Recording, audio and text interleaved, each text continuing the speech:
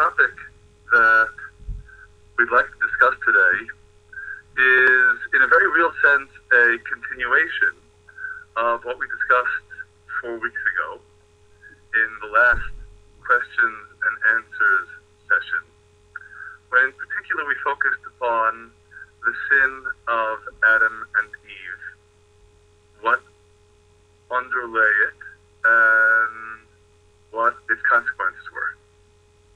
And in a sense, in its wake, we return once again today to the subject of free will.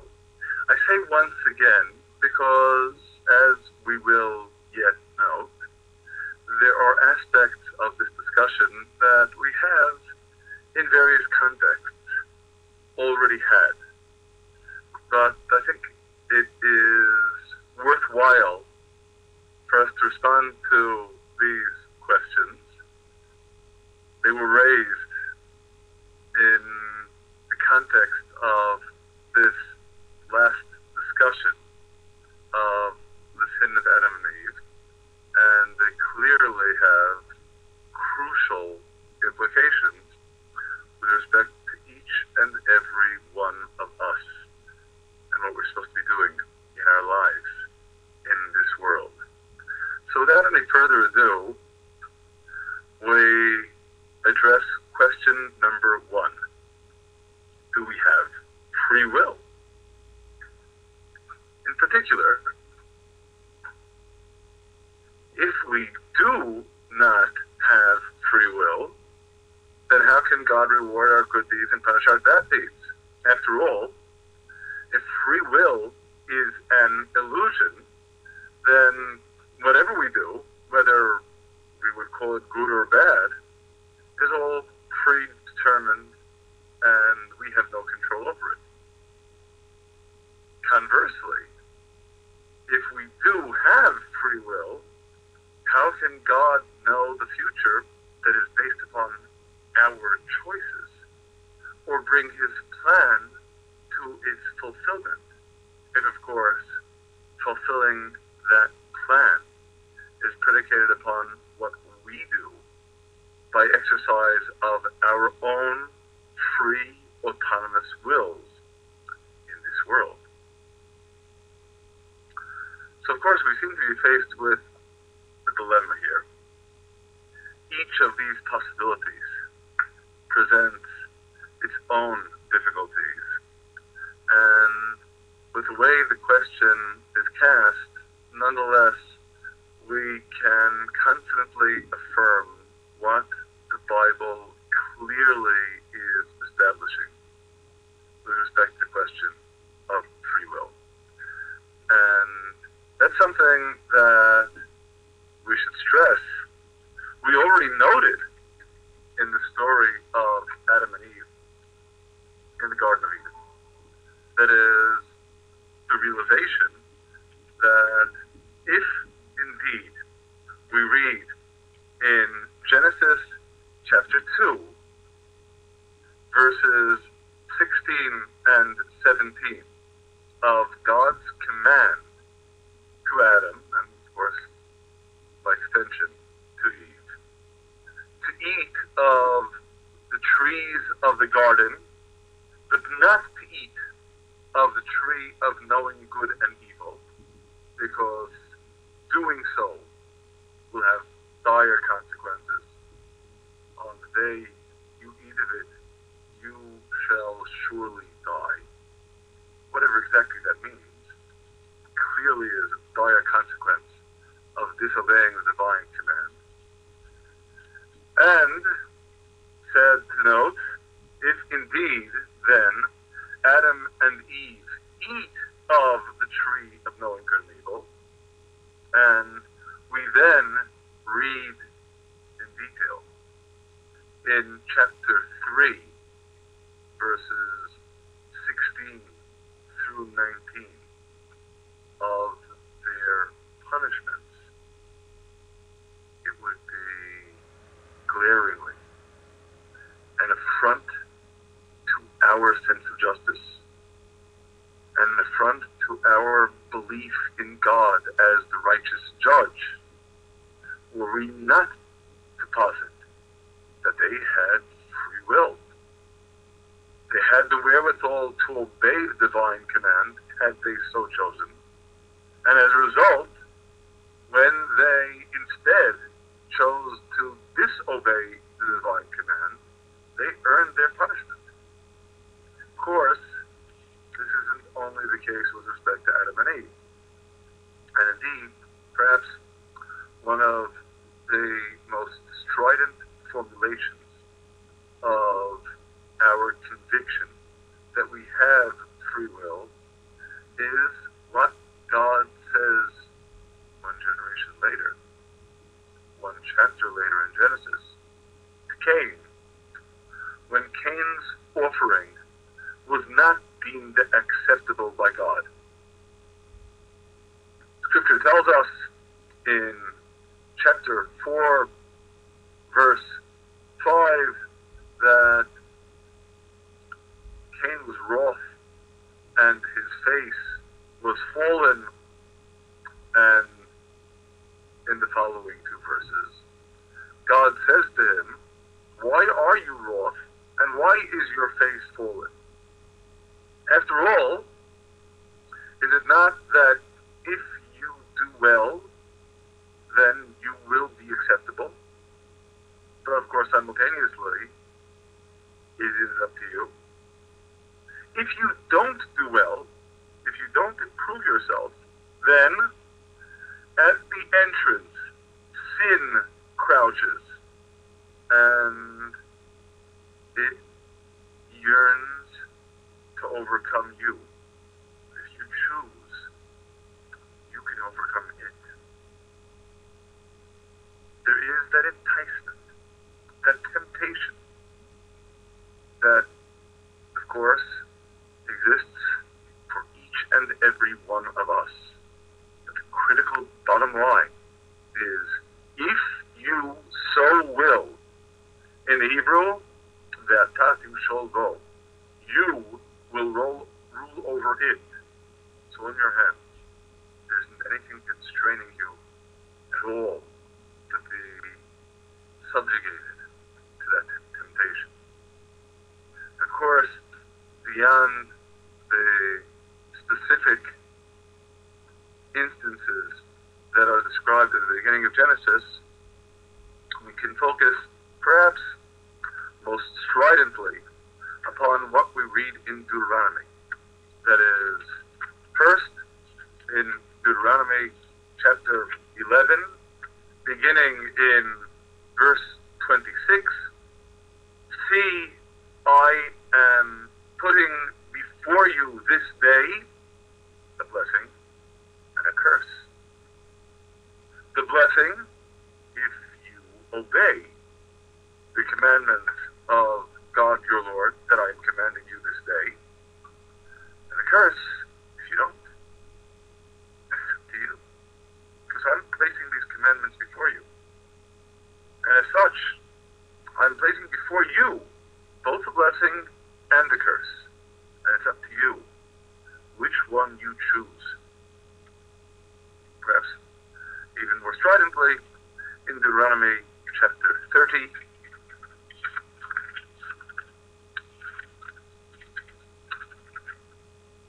in verse 15, "See, I have placed before you this day life and the good, and death and evil." And of course, then there is a particularization, explaining to us exactly what the blessing and life is, and what the converse is. "I am commanding you this day to love God your Lord, to go in his ways, to keep his commandments, statutes, and ordinances," and then, of course, the blessing follows. And again, conversely, if you don't, no, the consequences will be dismal. And in summation, after stressing these two alternatives are both placed before you. In verse 19, I summon to testify against you this day the heavens and the earth, that life and death I put before you, the blessing and the curse. Therefore, choose life, so that you and your seed will live. I placed them both before you. The choice is in your hands. Of course, Moses implores the people, practically begging them, choose life. But ultimately, that choice, he tells us, is in our hands. So of course, to that extent, we will emphatically affirm that we do have free will. And as we can well appreciate, and this was after all intimated in the second question here, if we would have free will, then how could God reward our good deeds and punish our bad deeds? Since indeed in the Torah we read the divine commands and we read the promise of reward and the opposite clearly. The whole Torah is predicated upon the premise that we too have free will that's in our hands. Of course, coming to this realization focuses our attention on the third component of the question. Well, if we do have free will, then how can God know the future that is based upon our choices? Or, for that matter, bring his plan to its fulfillment? Now, there are two discrete components here, and I think it's important for us to, at the very least, briefly address them both. The first is, how can God know the future that is based upon our choices? The question here is the reconciliation of divine omniscience, God knowing everything, with our exercising autonomy and truly being able to choose freely what course we choose to take in life. This indeed is a vexing problem, and I think it's important for us to appreciate that the resolution lies first and foremost in recognizing that God's knowledge is not like our knowledge. Of course, inevitably, this is something we have noted on many occasions in the past. It is indeed axiomatic in Isaiah chapter 55. My thoughts are not like your thoughts, says God. Neither are your ways like my ways. We, after all, exist in a time-bounded realm. And as such, it goes without saying that if, for example, I were to be able to state with certainty that you're going to do something tomorrow, if indeed I could affirm such a thing with inerrant certainty, then we'd have to agree. That would mean that you don't have free will about what you're going to be doing between now and tomorrow. I already know what the choice is going to be, then clearly you are constrained by the knowledge that I have of your impending choice. It's true. If my knowledge now precedes your deed, then in effect, we could regard it as the cause of your deed. following the script that I already wrote.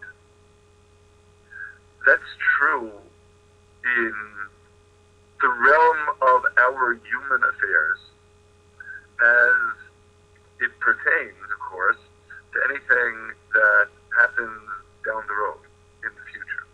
But now, let's consider. We certainly understand that if I state, I know with absolute certainty what you did yesterday, by stating now that I know what you did yesterday, that certainly doesn't constrain you in any way. After all, your deed was already done in time before I made the statement that I know what you did with certainty. Well, of course, the difference between these two scenarios is if my knowledge exists in time and your deed takes place in time, then if your deed precedes my knowledge of it, then obviously my knowledge is not its cause. If, on the other hand, my knowledge precedes your deed, then my knowledge constrains you. My knowledge is the cause. I'm emphasizing this point at the risk of belaboring what should be obvious, because it's important for us to, of course, appreciate God does not exist in time. God transcends the realm of time. After all, creation was, among other things, the creation of time itself. Strictly speaking, there is no meaningful before creation, because there was no time to be before. Now, I recognize, and I'm sure you do as well, that it's much easier for me to use these words than to actually conjure up a mental image of what they mean. Because after all, you and I, all human beings, exist within the bounds of time. We can't really conceive of transcending the bounds of time any more than we can conceive of transcending the bounds of space. If anything, we have more freedom to move around in space. Time strikes us as an inexorable progression in which we are perforce drawn along without being able to exercise any control at all. And that is, of course, what applies to us in this world. But of course it doesn't apply to God. Since God transcends the bounds of time, God's knowledge of what, from our perspective, is the future, can for all intents and purposes be likened to our knowledge of the past. It's not something that's taking place in time that could then serve as a cause in time that would make our deeds into the effect of that knowledge. So on that plane, and again, I appreciate that this is somewhat subtle philosophically, and this may be something you'll need to mull over and digest, but we can appreciate that while we do emphatically affirm that God is omniscient, God's omniscience does not limit our free will. And as such, then, we can, and we do, affirm, as expressed in Psalm 33, verse 13 and on, that God gazes from the heavens and sees all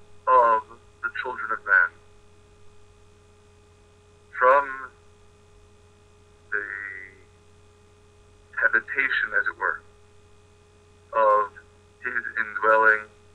He looks over all of the inhabitants of the earth. He forms together their hearts and understands all their deeds. So, God knows. He does indeed know all of our thoughts and all of our deeds. And still and all, we emphatically affirm we are free. Now, what that inevitably, of course, leads us to consider is the second element here. Okay, so let's grant that divine knowledge of the future does not negate our having freedom to choose. But what about bringing his plan to its fulfillment? That seems to be more problematic. Because after all, if his plan is fulfilled through our actions, but he doesn't control our actions because we have free will, then what guarantee can there possibly be that his plan will come to fruition? Now, this component of our discussion today is actually one that we already had. And at that, without any further ado, I'd like us to recall a discussion that we had last year when we were studying Genesis. This is a discussion that we had focusing principally upon Genesis chapter 45 and Genesis chapter 50, and some rather odd statements that Joseph makes to his brothers. In Genesis chapter 45, after in verse 3, Joseph saying to his brethren, I am Joseph, does my father yet live? And his brothers were affrighted at his presence. Joseph realizes he has to calm down his brothers. And in verse 5, now be not aggrieved nor angry with yourselves that you sold me hither, for God sent me before you to preserve life.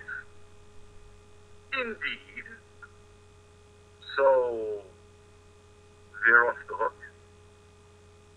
They aren't responsible for having sold Joseph as a slave to Egypt, because in fact it was God's fault. And Joseph continues in verse 6, for these 2 years the famine has been in the land, and there are yet 5 years in which there shall be neither plowing nor harvest. Verse 7, and God sent me before you to give you a remnant on the earth, and to save you alive for a great deliverance. And again, verse 8, so now it was not you who sent me hither, but God.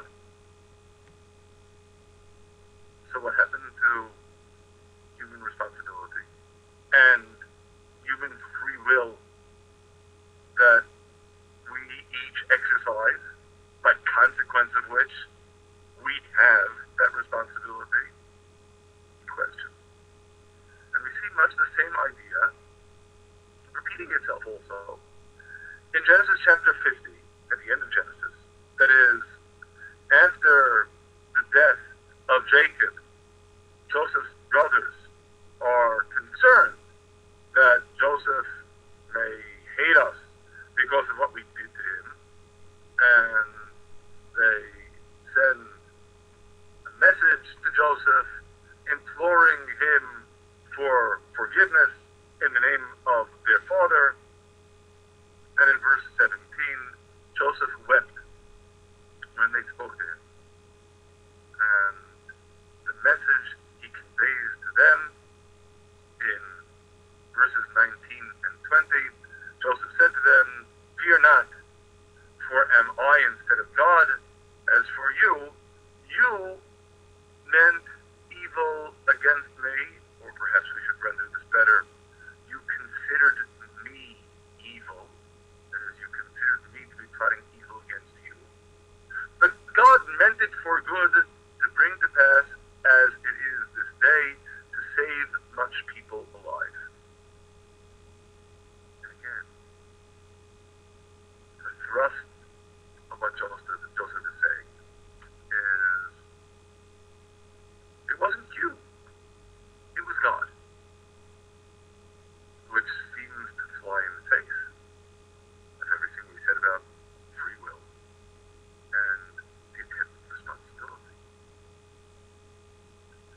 So first, it does behoove us in reviewing what takes place at the end of Genesis to consider just where the divine plan weighs in here. And inevitably, that forces us to recall what takes place in Genesis chapter 15. That is, in God's covenant with Abraham in chapter 15, verse 13, God says to Abraham, "Know of a surety that your seed will be a stranger in a land that is not theirs, and shall serve them, and they shall afflict them 400 years, verse 14, "and also that nation whom they shall serve will I judge, and afterward they shall go forth with great substance." That was the plan. That was a plan that perforce comes to fruition with the exile to Egypt of Jacob and his family.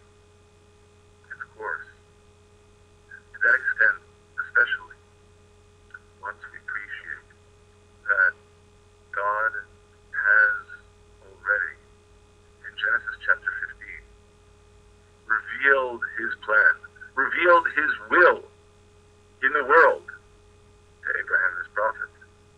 This is going to happen. This is the divine plan manifestly known.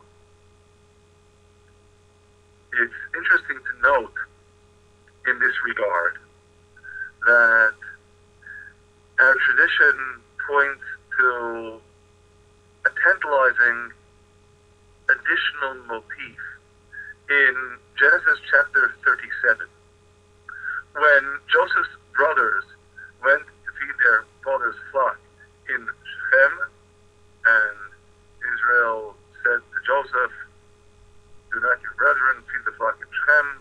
Come, and I will send you unto them." And he says, "Here I am." And he goes off to Shechem looking for his brothers. And then in verse 15, we find a tantalizing anomaly. "And a certain man found him, and behold, he was wandering in the field, and the man asked him, saying, What are you looking for? What do you seek? And he said, I seek my brethren. Tell me, I pray you, where are they feeding the flock? And the man said, They are departed hence, for I heard them say, Let us go to Dothan. And Joseph went after his brethren, and found them in Dothan." And I can't help but note here, the glaring anomaly is Joseph is wandering in a field, and a certain man found him. A man found him. Why was this man looking for Joseph? Shouldn't it be Joseph finding a man whom he could ask about his brothers? So we have an ancient tradition. This man is none other than the angel Gabriel.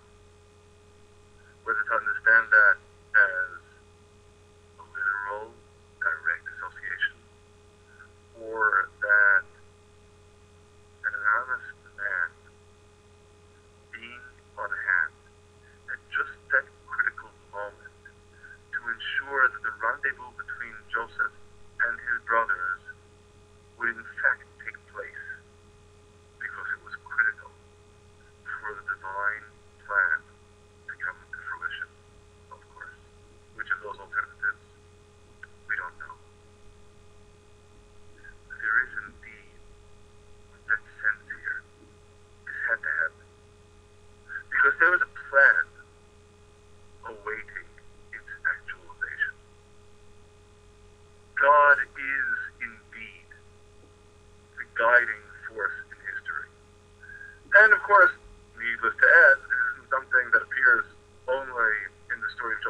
brothers, as expressed by Hannah, mother of the prophet Samuel, in her song of thanksgiving in the second chapter of the book of Samuel. Multiply not exceeding proud talk, let not arrogance come out of your mouth. For God is the Lord of knowledge, and by him actions are weighed. God is the Lord of knowledge. He knows all. We already noted divine omniscience. And he weighs actions. Every action perfectly calibrated to advance his plan. And similarly, in Jeremiah chapter 32, great in counsel and mighty in work, whose eyes are open upon all the ways of the sons of men, to give every one according to his ways and according to the fruit of his doings. Now here, when we examine this verse with a discerning eye, we sense tension. God is the one who is great in counsel and mighty in work. God is the one who is bringing everything to fruition. And yet, he gives everyone according to his ways and according to the fruit of his doings. So there is a divine plan. There's still human responsibility. And the consequences that it then bears. We were bridging because our time is limited. But of course, that realization of human responsibility is precisely what we saw in Deuteronomy chapter 11 and again in Deuteronomy chapter 30, the realization that God has set before us the blessing and the curse. He has set before us life and good and death and evil. It's all up to us. And indeed, we should emphasize, this is the very hallmark of the human condition, that we do have that responsibility, that we do have the wherewithal to act as we so choose.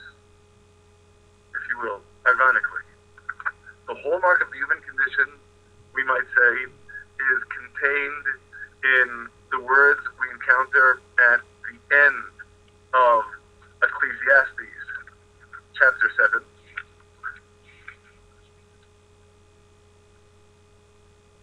The final verse of the chapter, verse 29. Only see this I found, that the Lord made man upright, but they sought many contrivances. So of course, God made man upright. And to that extent, man at the outset is endowed with that clarity that we discussed in our last session on the subject of the sin of Adam and Eve, the capability to discern truth and repudiate falsity.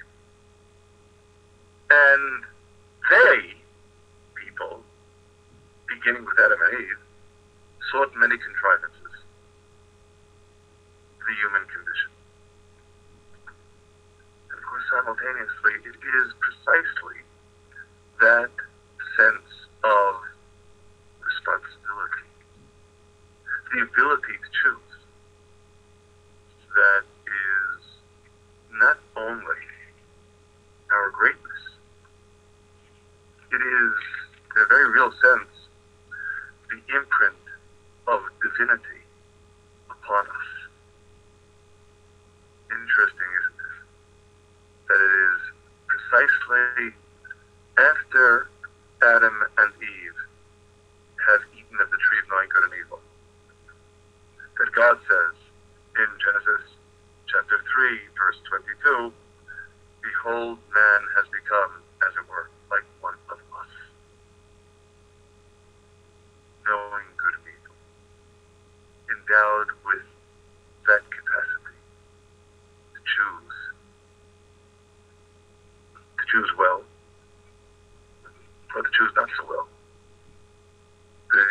deed in our hands, God again puts before us life and good and death and evil. Talk to us. But while it is all up to us, then we still affirm the divine plan. And it is perhaps in that vein that we could well stress the tension in Ecclesiastes at the end of chapter 11, when we read verse 9, "Rejoice, O young man, in your youth. Let your heart cheer you in the days of your youth, and walk in the ways of your heart and in the sight of your eyes." You can do whatever you want. You got free will. But know that for all these things, God will bring you into judgment. So watch it. Remove vexation from your heart and put away evil from your flesh. Because you have free will. But there is an accounting. And there is a plan. And so, in Proverbs chapter 16, verse 9, "A man's heart devises his way, but God directs his steps." Chapter 19, verse 21, "There are many devices in a man's heart, but the counsel of God, that shall stand." That's the divine plan that will be played out. And it will be played out not merely despite the many devices in a man's heart. That would be trivial. Rather, through them. That is, there is this divine plan that encompasses and incorporates whatever we do. And as a result, in Esther, chapter 4, we discussed this on more than one occasion. Mordechai stresses to Esther her unique opportunity and responsibility to be the instrument of God's saving Israel through her interceding with King Ahasuerus and pleading on behalf of her people. And in chapter 4, verse 14, there's a warning. If you altogether hold your peace at this time, if you don't stand up to the opportunity that God has given you, then relief and deliverance will arise to the Jews from another place. And that is, one way or another, God isn't going to forsake his people. But what will be the consequence of your failing to rise to the challenge is you and your father's house will perish. Now let's consider the implications of what Mordechai is saying. He's saying to Esther, on the one hand, while you have been given an opportunity to be the instrument of God's salvation, don't think the final outcome, God's salvation, is up to you. Because that final salvation is obviously part of God's plan. And since it's part of God's plan, it is not up to you. It's up to God. And then he'll take care of it. What is up to you, ironically, is something far more concrete and viscerally important for you, namely, your salvation. If you rise to the occasion, you're not going to be determining whether Israel is saved or not. That's God's plan. That you will be determining that you'll be saved. And if you fail, the divine plan will still attain its final conclusion. Just relief and deliverance will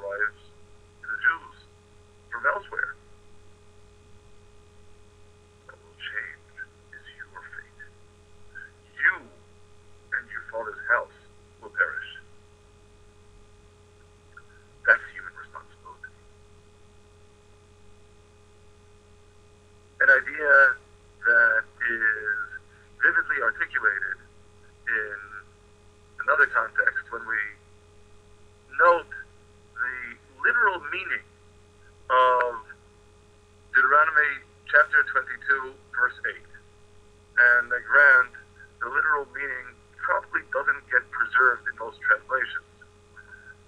When you build a new house, then you shall make a parapet, a railing for your roof, that you not bring a liability of blood upon your house.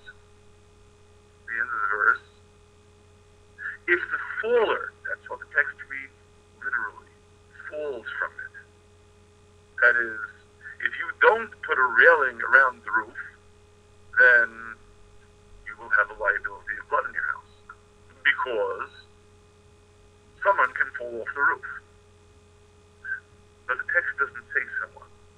The text in the Hebrew reads, Hanofel, the faller, which inevitably prompts us to ask, he didn't fall yet. Why are you calling him a faller? Well, to respond to that question, of course, we can simply note that God, after all, in writing the great script, calls the generations from the beginning. And for whatever reason, whether it is known to us or not, God has designated this individual to be the faller, the one who will fall. Perhaps by consequence of the choices that he made in the past, maybe it's punishment, we don't necessarily know, but he's already been designated as a faller. But if he's already been designated as a faller, then why should you have a liability of blood in your house if he falls? God already dictated that he's a faller. What's your problem? It's your problem if the immediate cause of his falling is you failed to obey God's word in making a railing around your roof. And this is subtle, but it's critical. There's a divine plan that calls for the faller to fall. The divine plan didn't call upon you to be an instrument of his falling. In other words, if we can expand the metaphor here to consider the cryptic verse in Proverbs chapter 26 that we admit is open to a number of different interpretations, and my translation follows one of them. In chapter 26, verse 10, great is he who performs all, and he hires the fool, and he hires transgressors. Great is he who performs all, we readily appreciate, refers to God. God performs all. God is the master playwright, writing the script that is his plan for world history. But you know, the playwright in this case is also the casting director. And who does he cast? He casts everyone. He hires the fool, he hires transgressors. Everyone is going to have a role in this unfolding drama. Which means there are those who, by dint of their life choices, choose to align themselves with the divine plan, choose to do their utmost to advancing that plan, and by consequence of that, they will in fact advance the divine plan. They will in fact serve as instruments for the divine plan advancing forward toward its fruition. And then there are the others. Those who actively oppose God's plan and do their utmost to thwart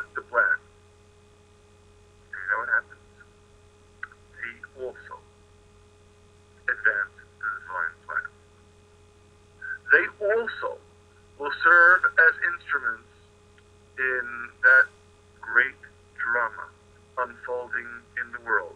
Because again, great is he who performs all, but he hires everybody. He hires the fools, he hires transgressors, he hires, for that matter, the individual who failed to make the railing around his roof, and as a result of his negligence, his role in the unfolding divine plan is the means for the faller to fall. He hires everyone.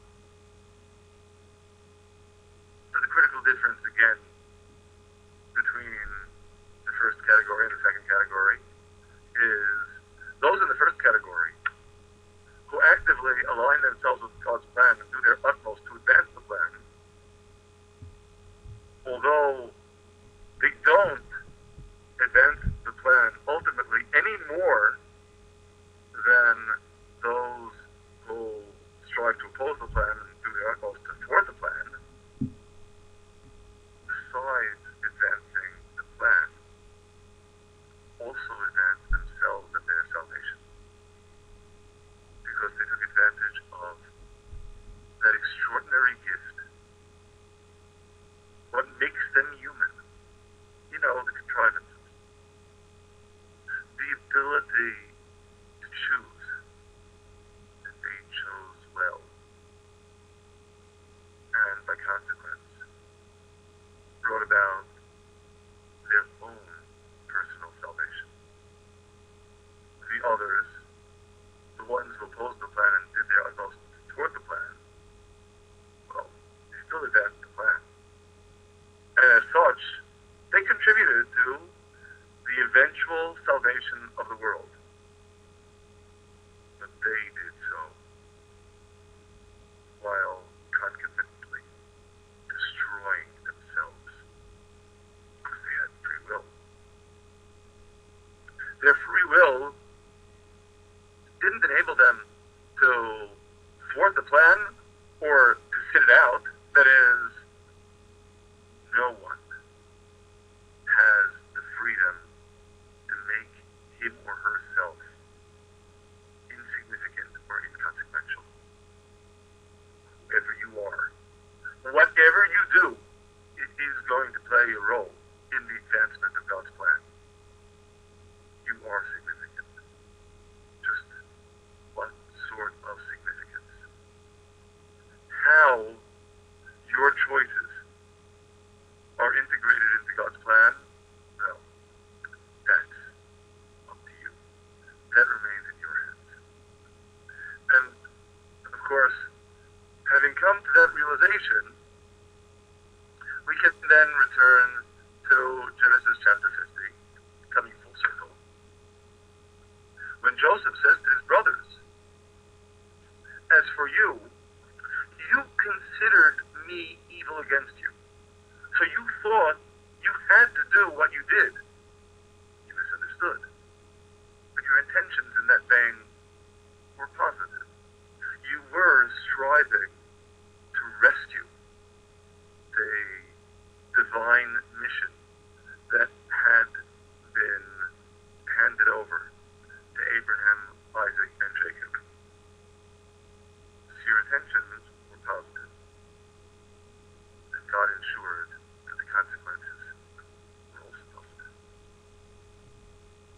God meant it for good to bring to pass, as it is this day, to save much people alive. So, again, then, returning to our first question, if we do have free will, how can God know the future that is based upon our choices? Well, that's what we discussed with respect to God transcending the bounds of time. And how can he bring his plan to its fulfillment? That's what we just understood now. God's plan incorporates our choices.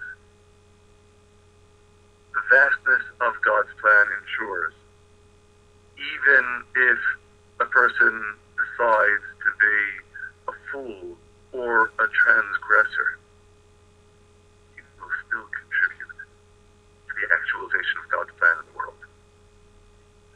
And with that, then, we affirm, as a bottom line in response to the first question here, that we do have free will. And it is the hallmark of the human condition. And it is the reason that God gives us his commandments. Not only that first commandment that was given to Adam and Eve, but all his commandments. He bids us to function, as it were, as his junior partners in the world. He gives us the means. He gives us the charge.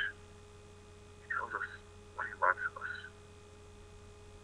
And we know with unswerving conviction that he gives us the wherewithal, if we so choose, to respond affirmatively to his call. But that, of course, is up to us, because we are indeed truly free